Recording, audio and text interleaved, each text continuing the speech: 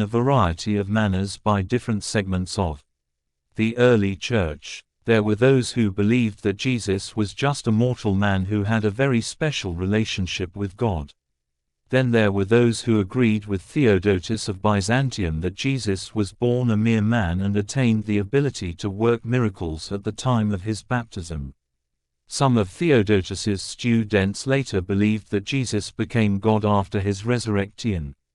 And then there were those known as monarchians who believed that God and Jesus were one and the same from the beginning of time. Some believed that Jesus was created, and some of those believed that he was fully human but shared his body with the Son of God. Others who believed Jesus to be human believed he was adopted by God. Those whose understanding eventually won out believed that Jesus was fully human and fully God at the same time, as 78. Development of the Christian doctrine exemplified by the traditional doctrine of the Incarnation, as briefly discussed next.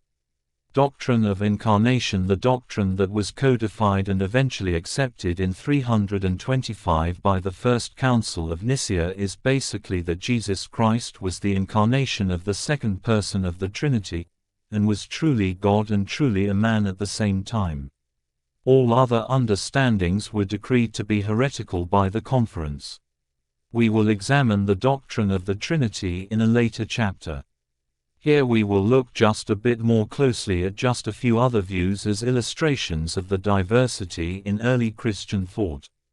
Peter Kirby's excellent website at http://earlychristianwritings.com provides much of the following information and quotes on the Docetists and Nestorianism. Last accessed December of 2014.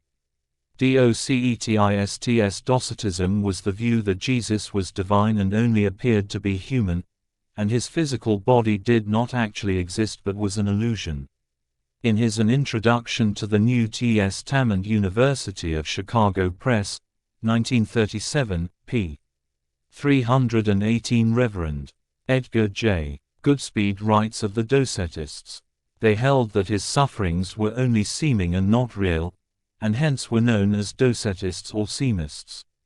Their views found expression some years later in the Gospel of Peter, AD 125-50, and in the Acts of John, ca. AD 160. In the Gospel of Peter, Jesus on the cross held his peace, as though he felt no pain. His last cry was, my power, you have forsaken me." In the Acts of John, John says, "Sometimes when I would lay hold of him, I met with a material and solid body, and at other times again when I felt him, the substance was immaterial and as if it existed not at all. His feet left no footprints on the ground." Chapter 93. He seemed sometimes tall, sometimes short. His breast was where did the concept come from. 79. Sometimes hard, sometimes tender. Chapter 89. While he was apparently being crucified down in Jerusalem, John saw him and talked with him in a cave high above the city, and Jesus said to him, "John, unto the multitude down below in Jerusalem I am being crucified, and pierced with lances and reeds, and gall and vinegar are given to me to drink. But I am speaking to you, and listen to what I say." Chapter 97. "Nothing therefore of the things they will say of me have I suffered." Chapter 101. F. Bruce writes Jesus and Christian Origins Outside the New Testament, Eerdmans Publishing County 1974, p. 93. The docetic note in this narrative appears in the statement that Jesus, while being crucified, remained silent, as though he felt no pain, and in the account of his death. It carefully avoids saying that he died, preferring to say that he was taken up, as though he, or at least his soul or spiritual self, was assumed direct from the cross to the presence of God. We shall see an echo of this idea in the Quran. Then the cry of dereliction is reproduced in a form which suggests that, at that moment, his divine power left the bodily shell in which it had taken up temporary residence. In our Chapter 9 on the crucifixion, we will find a somewhat similar understanding in the Gnostic Apocalypse of Peter. Arianism. Arius ca. 250 to 336 AD was a presbyter in Alexandria, Egypt, who disagreed with his bishop Alexander.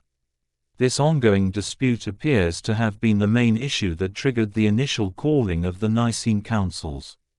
Arius believed that Jesus did not always exist, but was present at it and is thus distinct from God, and subordinate to him. Wikipedia's article Arius http en.wikipedia.org Wiki Arius, accessed December 2, 2014 quotes a report of his arguing that if the Father begat the Son, he that was begotten had a beginning of existence, and from this it is evident that there was a time when the Son was not. It therefore necessarily follows that he the Son had his substance from nothing. 80. Development of the Christian doctrine. It appears that for him this was demonstrated in John 14:28, quoted in the last chapter and again here. If you loved me, you would rejoice that I am going to the Father, because the Father is greater than I. John 14:28. New Revised Standard Version. The First Council of Nicaea declared this belief heretical. Arius was exonerated 10 years later by the Regional Synod of Tyre, only to be declared again to be a heretic almost 50 years after his death. The term Arianism has come to mean those of his teachings that go against the doctrine of the Trinity as determined by the First Council of Nicaea 325 and the Second Council of Nicaea 787. Nestorianism. Nestorius was a patriarch of Constantinople from 428 to 431. Rev. George A. Jackson in his The Post-Nicene Greek Fathers D. Appleton and Company, 1883 tells us that from the few letters and fragments of his writings quoted by others he would seem to have been a thoroughly orthodox believer, yet by publicly rejecting the use of the phrase Mother of God, as applied to the Virgin Mary, he drew upon himself the hatred and anathemas of Cyril, Bishop of Alexandria, who believed in one only nature in Christ,